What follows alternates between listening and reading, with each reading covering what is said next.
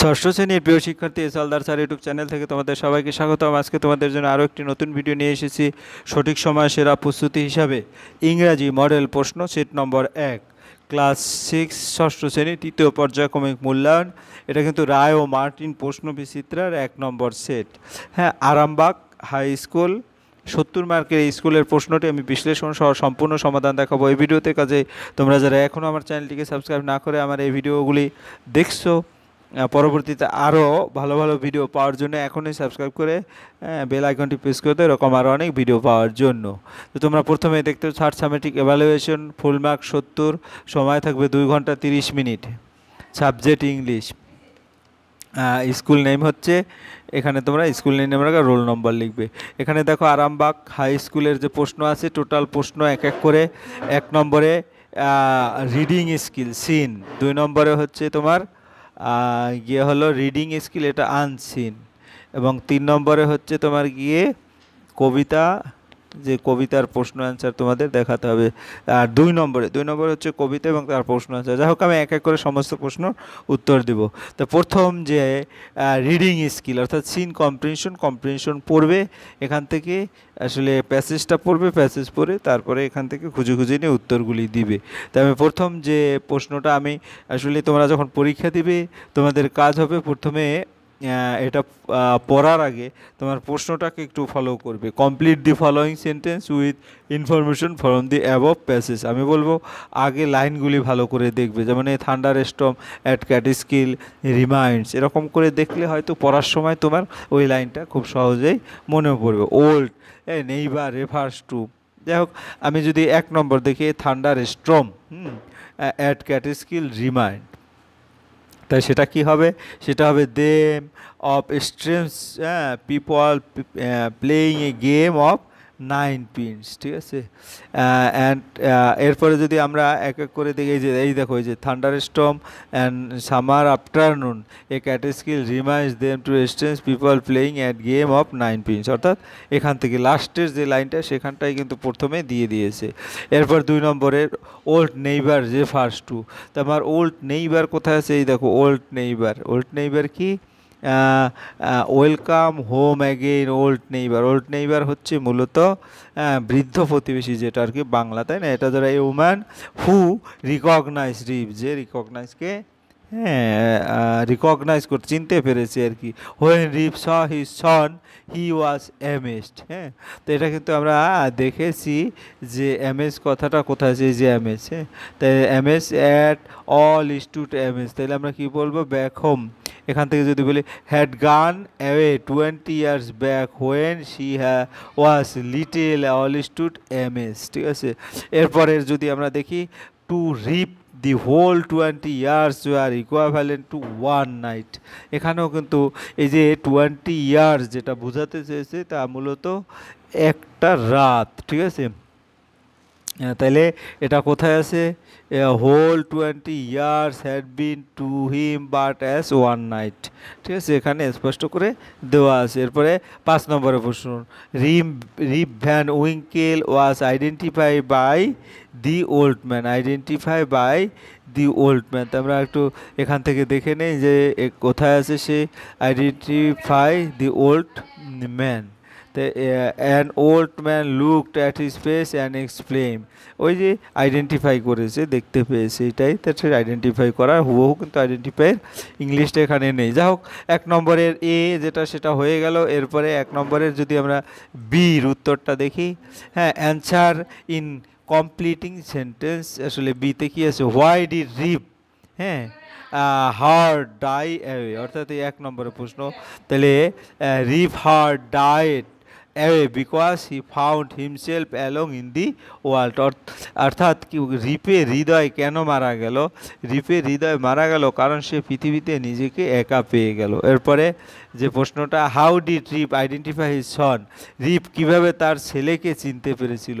হ্যাঁ, তা Rip identify his son because the boy looked exactly like him, অর্থাৎ Rip তার ছেলেকে চিনতে পেরেছিল কারণ ছেলেটি দেখতে হুবহু তার মতো ছিল।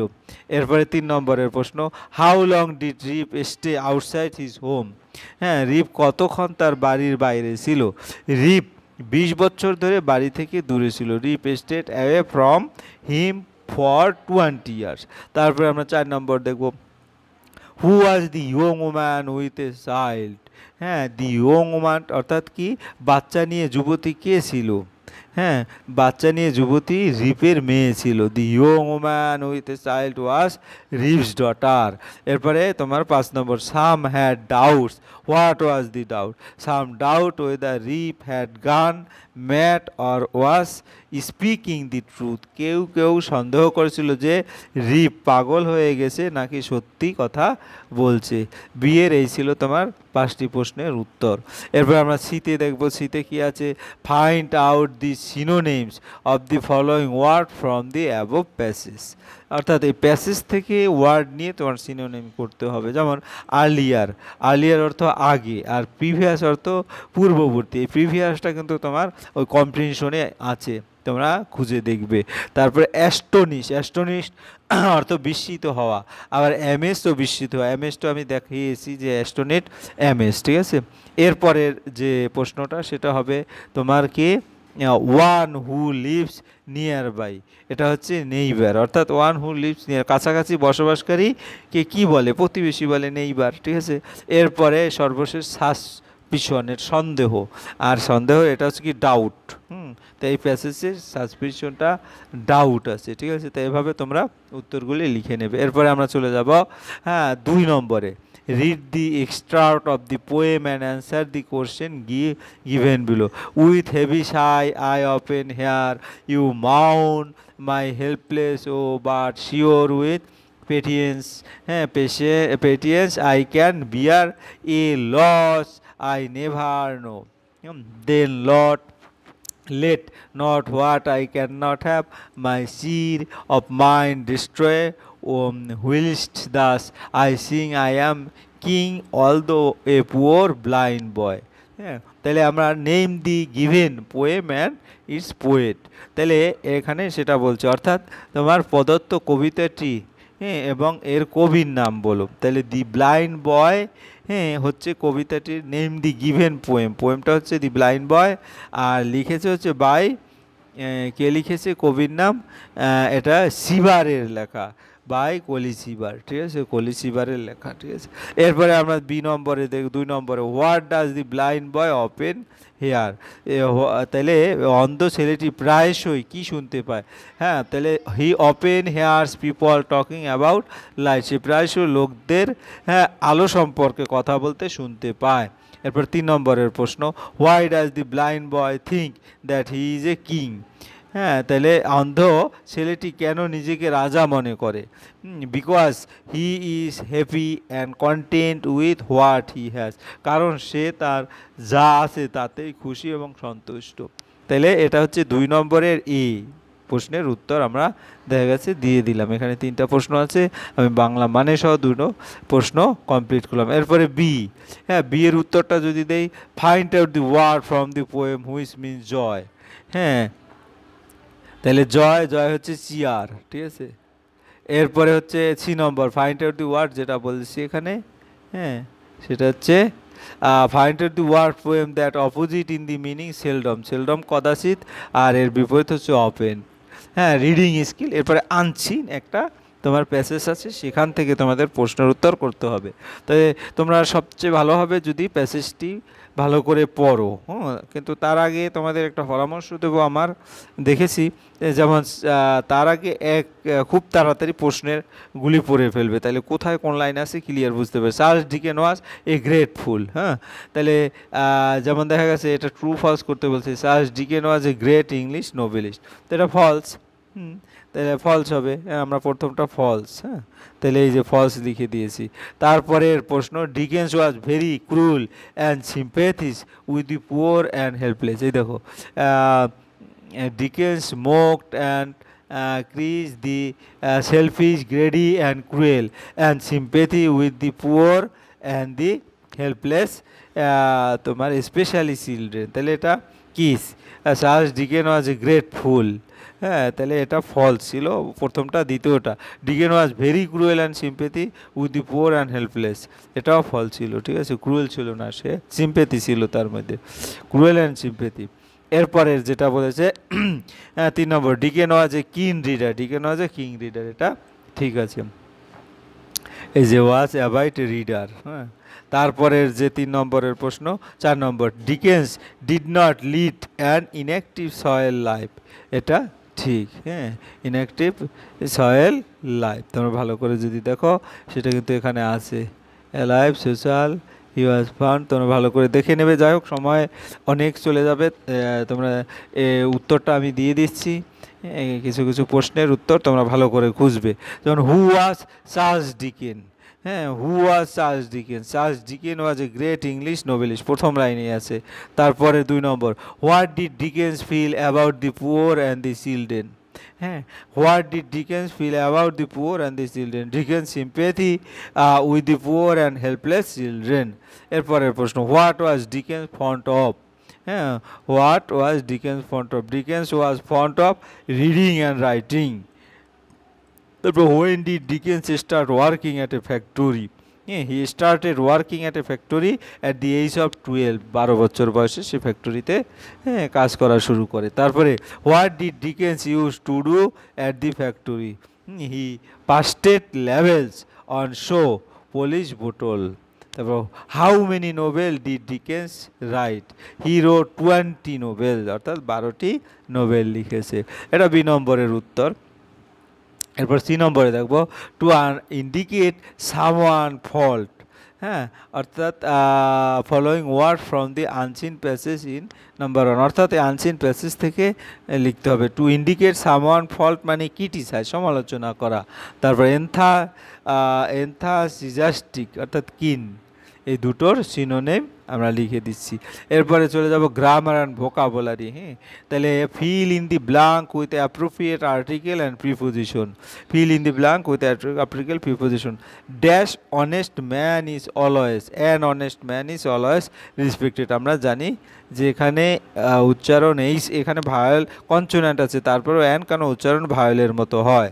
তারপরে we should help dash poor, the poor নির্দিষ্ট করে বলা হচ্ছে, তাহলে দি পুয়ার আর অনেস্ট নির্দিষ্ট করে বলা হচ্ছে, এখানে দি বসবে। এরপরে 4 নম্বর, he plays dash piano, the piano নির্দিষ্ট করে বলা হচ্ছে piano. David the sweets between Tom and Jerome, এখানে বিটুইনটা কিন্তু প্রিপোজিশন। তারপর ওপেন অ্যাট পেজ 12, ওপেন এখানে অ্যাট হবে, অ্যাট পেজ 12। আমি উত্তরগুলি সুন্দর করে তোমাদের দেখিয়ে দিয়েছি। এরপর আমরা যাব 5 নম্বরে, fill in the blank with appropriate verb from those given in the bracket. A 100 rupees, হ্যাঁ, a 100 rupees is too much for this item, এখানে ইজ হচ্ছে, ঠিক আছে, ইজটা হবে উত্তর। তারপরে স্লো অ্যান্ড স্টেডি উইন্স, এখানে উইন্সটা হবে wins the race, slow and steady মূলত সিঙ্গুলার বোঝায়, এ কারণে। 3 নম্বর, ব্রেড অ্যান্ড বাটার, এটা মিলে একটা বোঝায়, এই কারণে ইজ হবে ইজ ইজ টিফিন এখানে। তারপর one of the student is absent, one অনেকগুলির মধ্যে স্টুডেন্ট কিন্তু বলা আছে, কিন্তু তার মধ্যে আবার একজন, কাজে singular subject. Is of the girl, এটাও কিন্তু সিঙ্গুলার সাবজেক্ট, ইজ অ্যাবসেন্ট, ঠিক আছে। লাইকস ফ্লাওয়ার, সিঙ্গুলার সাবজেক্ট দেখে ভার্বের সাথে এস যোগ হয়েছে, ঠিক আছে। তাহলে এই ছিল তোমার 5 নম্বরের প্রশ্ন। এরপর আমরা দেখব 6 নম্বর, add a suitable prefix or suffix to the following to form new word, যেমন মিক্স, মিক্সের সাথে মিক্সার, এই যে টি ইউ আর, এটা নতুন। তারপর করাপশন, করাপশন হচ্ছে করাপ্ট, তাহলে করাপশন থেকে করাপ্ট হবে, ঠিক আছে, করাপশন। তারপরে মিক্সার, মিক্সার থেকে ইমম্যাচার, ইমম্যাচার, হ্যাঁ, ম্যাচার, ইমম্যাচার, ঠিক আছে, এভাবে উত্তরটা দিয়ে দেবে 3 মার্কের জন্য। এরপর আমরা দেখব 7 নম্বরের প্রশ্ন, write a short paragraph on the book fair, book fair সম্পর্কে একটা শর্ট প্যারাগ্রাফ লিখতে বলছে। A book fair is a wonderful place where many publisher and book lover come together, তাহলে আমরা বলবো কি, বইমেলা এমন একটি চমৎকার জায়গা যেখানে অনেক প্রকাশক ও বইপ্রেমী একত্রিত হলো। It was usually held once a year in a large ground or hall, অনেক স্টল, বিভিন্ন ধরনের বই প্রদর্শিত হয়, গল্পের বই, পাঠ্যপুস্তক, উপন্যাস, কমিক্স এবং বিজ্ঞানের বই, হ্যাঁ। ও তার আগে ইহা এটি সাধারণত বছরে একবার একটি বড় মাঠে বা হলঘরে অনুষ্ঠিত হয়। সেটার উত্তর এটা। Many stalls are set up displaying books of different kinds, story books, text book, novels, comics and science books. অর্থাৎ দেখা যাচ্ছে অনেক স্টলে বিভিন্ন ধরনের বই প্রদর্শিত হয়, গল্পের বই, পাঠ্যপুস্তক, উপন্যাস, কমিক্স এবং বিজ্ঞানের বই। People of all ages visit the fair to buy books and meet their favourite author. সকল বয়সী মানুষ বই কিনতে এবং তাদের প্রিয় লেখকদের সাথে দেখা করতে মেলায় আসেন। The book fair helps us to develop the habit of reading and gain knowledge. বইমেলা আমাদের পড়ার অভ্যাস গড়ে তুলতে এবং জ্ঞান অর্জন করতে সাহায্য করে। It is not only place for buying books but also for enjoying culture programme and learning new things. এটি কেবল বই কেনার জন্যই নয়, সাংস্কৃতিক অনুষ্ঠান উপভোগ করা এবং নতুন জিনিস শেখার জন্য একটি জায়গা। I love visiting the book fair every year. আমি প্রতি বছর বইমেলায় যেতে ভালোবাসি। সুন্দর একটা উত্তর আসছে। এবারে আমরা চলে যাবো 8 নম্বরের প্রশ্ন। Write a story about the hares and the tortoise on the following hints. তাহলে আমি দেখি কি কি আছে। Once a hare meet a tortoise. এই যে দেখো, হেয়ার মিট এ টর্টয়েস। তাহলে আমার প্রথম যে প্যারা আছে বা হিন্স আছে সেটা ব্যবহার করলাম। অর্থাৎ বলবো কি, একবার একটি খরগোশের সাথে একটি কচ্ছপের দেখা হলো। তারপরে the hare laughed at the tortoise slow movement. এই যে hare laughed at tortoise slow movement. তাহলে কচ্ছপের ধীরগতিতে খরগোশ হেসে উঠল। হ্যাঁ, এরপরে তোমার হেসে উঠলো। দি রে কি বলে, দি টর্টয়েস ইনভাইটেড। হ্যাঁ,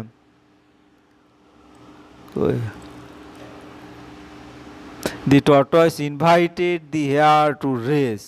হ্যাঁ, তাহলে কচ্ছপ খরগোশকে দৌড় প্রতিযোগিতায় আমন্ত্রণ জানো। টর্টয়েস ইনভাইটেড, এই যে আছে ফেয়ার ফর রেস। ঠিক আছে, দি রেস বিগান। হ্যাঁ, তাহলে দৌড় শুরু হলো। তারপরে দি হেয়ার রান ফাস্ট বা সুন বিকাম ওভার কনফিডেন্ট আর স্লেপ মিডওয়ে। হ্যাঁ, তাহলে খরগোশ দ্রুত দৌড়ালো কিন্তু শীঘ্রই অতিরিক্ত আত্মবিশ্বাসী হয়ে উঠলো। হ্যাঁ, moved slowly and steadily and reach the goal fast.